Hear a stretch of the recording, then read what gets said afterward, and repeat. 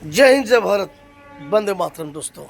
और आप सभी को राजेश रोमियो उर्फ राजेश पासवान की तरफ से बहुत बहुत हार्दिक अभिनंदन करता हूं, प्रणाम करता हूं। जितने भी हमारे छोटे भाई बंधु हैं उन सभी को मेरी तरफ से आशीर्वाद पहुंचे। दोस्तों, जैसे कि हम जानते हैं हमारा देश भारत और भारतीय रेल देश का चौथा सबसे बड़ा रेलवे नेटवर्क है। इस चीज़ की जानकारी हम सभी को है।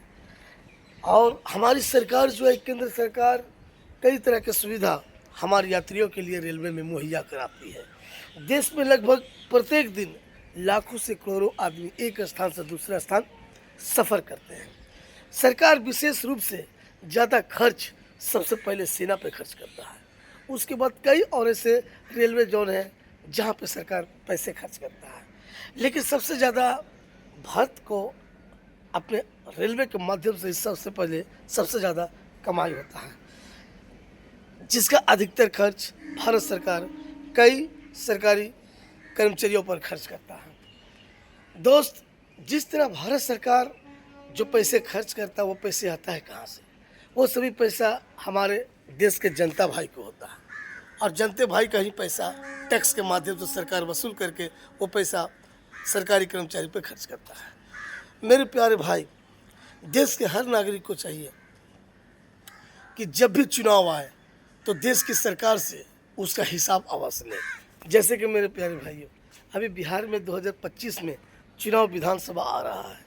मैं हर एक देशवासियों से कहना चाहता हूं कि जिसके जिसके क्षेत्र में, स्टेट में विधानसभा का चुनाव हो, अपने क्षेत्रीय, अपने विधानसभा के क्षेत्र के विधायक से जरूर ये 5 साल में जो उन्होंने कार्य किया है उसका उल्लेख करें मेरे प्यारे भाइयों। क्योंकि 5 साल एक ऐसा मौका होता है कि 5 साल में एक बार ही नेता आपके दरवाजे पर आता है, उसके बाद दोबारा आपको बुलाने पर भी नहीं आता है।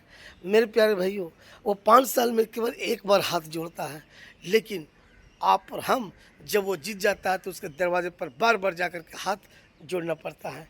इसलिए मैं यही कहना चाहता हूँ सरकार से कि जो अपने देशवासियों से कि जब भी नेता आपके पास वोट मांगने आए उससे हिसाब जरूर लें कि 5 साल में आपने काम क्या किया, चाहे वो विधायक हो, मुखिया हो या फिर एमपी ही क्यों ना हो। मेरे प्यारे भैयों, यदि इन 5 सालों में अगर आप अपने विधायक, मुखिया या फिर कोई भी मंत्री और संसद हो से आप हिसाब नहीं मांगते हैं और उसका समर्थन करते हैं तो ये समझ लीजिए कि आप अपने क्षेत्र को डेवलप ना करके बिल्कुल, जिसको कहा गया, विनाश की ओर ले जा रहे हैं। मेरे प्यारे भाइयों, आज अलग देश में आप ले लीजिए, अमेरिका हो गया, जापान हो गया, चीन हो गया, कोई भी ऐसा देश है दोस्तों, वहाँ क्या होता है? सबसे बड़ी बात है दोस्तों कि 5 साल में, हर एक 5 साल में सबसे बड़ी बात है कि जो भी कार्य करता है उसका उल्लेख किया जाता है, जनता हिसाब लेता है। जैसे आप ले लीजिए तमिलनाडु ले लीजिए या फिर मान लीजिए केरल ले लीजिए। केरल, तमिलनाडु में तो हर 5 साल के बाद तख्ता ही पलट देता है। तो जनता एक तरह से भगवान है। अगर आपके क्षेत्र में, आपके कार्य में या फिर मान लीजिए आपके स्टेट में काम नहीं हो तो ऐसे सरकार को गिरा देना ही संभव है।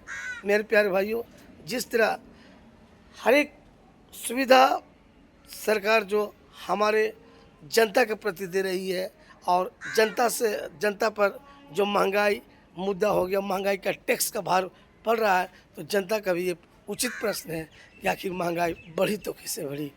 जो भी नेता, महानेता आपके पास आता है और कहता है कि वोट हमें दीजिए, हमें जिताइए, सबसे पहले आप उससे पूछिए कि 5 साल में आपने किया क्या।